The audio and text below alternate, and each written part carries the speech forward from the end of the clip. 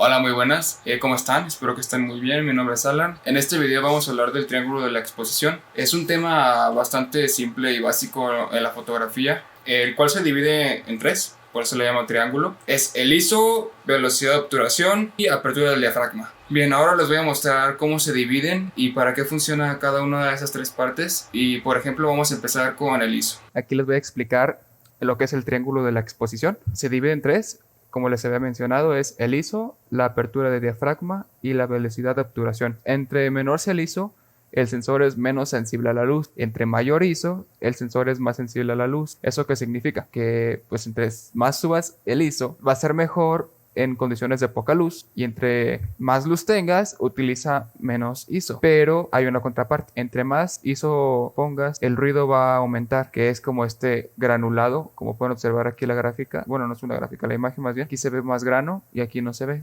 La imagen se ve más limpia acá y acá se ve más sucia. El ISO determina la calidad de la imagen. Claro, hay cámaras que te dan mejores prestaciones de ISO que otras, pero por ejemplo, aquí pueden utilizar menos ISO y acá más. Eso es la cuestión. Ok, vamos a la apertura del diafragma. Entre más abierto esté, entra más luz. Entre más cerrado esté, entra menos luz. En condiciones de poca luz es recomendable abrir el diafragma, pero también tiene una cosa: entre más abierto esté, te da mayor profundidad de campo. Por ejemplo, aquí están unos arbolitos, el fondo se ve desenfocado, y entre más lo cierres, todo se va a ver completamente enfocado con tu persona y tu fondo, pero va a entrar menos luz. Así que tienes que checar bien eso cuando vayas a tomar tu foto. ¿Qué es lo que quieres hacer? Si quieres un fondo desenfocado, abre tu diafragma, pero tienes que jugar con el ISO y con la velocidad de obturación para que no salga mal tu foto. Ahora continuamos con la velocidad de obturación. Entre mayor sea el tiempo, entre más tiempo esté expuesto el sensor a la luz, más luz va a entrar, pero eso va a ocasionar que se vea con más movimiento la foto. Así que cuando uses velocidades muy bajas, hay que utilizar trípode. De preferencia hay que utilizar un trípode o algún lugar donde puedas estabilizar tu cámara. Entre menor sea el tiempo que pongas, tu imagen se va a ver congelada. Si quieres hacer una fotografía congelada, por ejemplo, fotografía de deporte o de paisaje de animales, que quieres, por ejemplo, un pájaro, congelarlo cuando está volando, ocupas utilizar una velocidad de obturación alta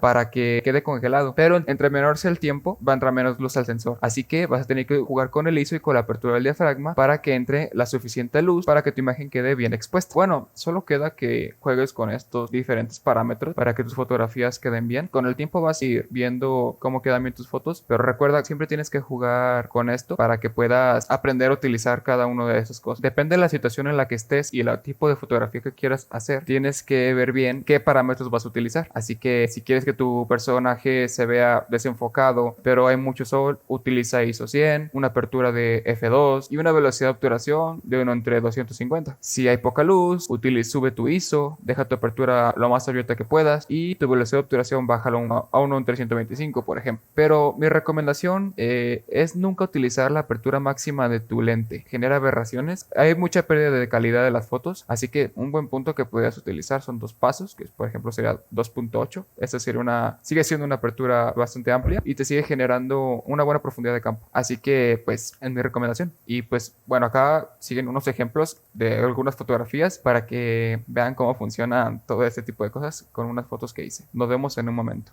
Muy bien, ya estamos aquí en Capture One. Disculpen para los que están acostumbrados a utilizar Photoshop o Lightroom. Acabo de adquirir una Canon EOS R y trabaja con un formato que es CR3 y no es compatible ahorita con los perfiles de color de Photoshop ni Lightroom. Así que tuve que optar por esta opción, que es Capture One. Así que pues lo siento mucho para los que no están acostumbrados para este tipo de programas. Miren, por ejemplo, esta fotografía está tomada a 1.8 con una velocidad de obturación en 1 entre 100 y a uno ISO 800. Como pueden observar, la profundidad de campo es muy corta. Miren, se pierde muchísimo detalle. El único detalle que está es aquí.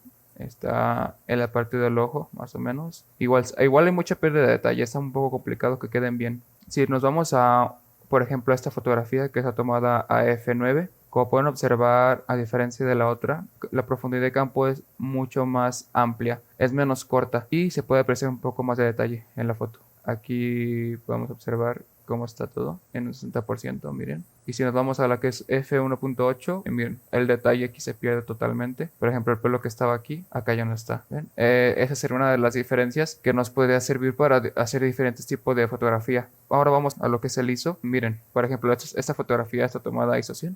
A f4. El detalle que podemos observar es bastante, es bastante nítida la fotografía. Todas las fotografías, estas que son para mostrar el cenizo, han sido a la misma apertura del diafragma para que no cambie la cantidad de detalle referente a la profundidad de campo. Miren, ahora por ejemplo me voy a ISO 3200, la calidad baja un poquito nada más, porque esta cámara me permite tener una poca diferencia. Miren, aquí está ISO 100, aquí está ISO 3200. Como pueden observar, empieza a ganar un poco de grano.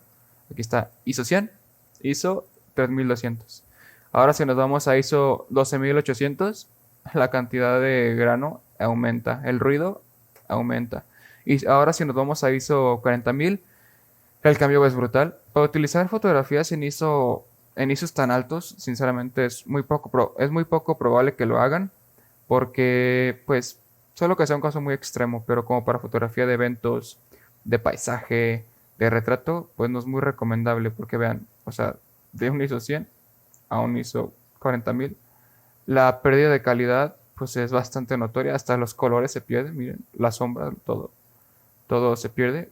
Pues, miren, por ejemplo aquí, estamos en ISO 100, ISO 40000, se pierde totalmente. Y pues, bueno, esas son las principales diferencias. Aquí está un caso de fotografía con mucho movimiento.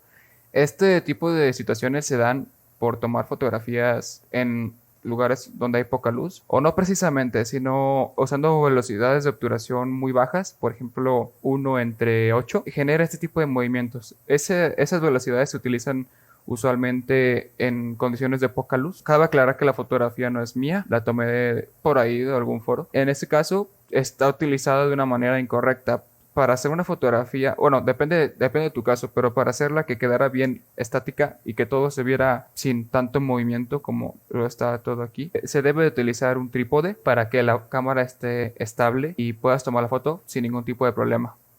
Aquí estaría un caso en el cual la velocidad de obturación fue alta. Por ejemplo, para tomarle fotografía a los pájaros o fotografía de deporte, tenemos que utilizar velocidades de obturación altas. Así que aquí, por ejemplo, podríamos haber utilizado uno entre 4000 para que la imagen del pájaro pueda ser captada y no se vean las alas ni con movimiento ni la imagen, para poder congelar ese momento. Pero si utilizas una velocidad de obturación baja, no vas a poder capturar ese momento. Así que pues ese es un claro ejemplo. También cabe destacar que esta fotografía no es mía, la tomé por ahí.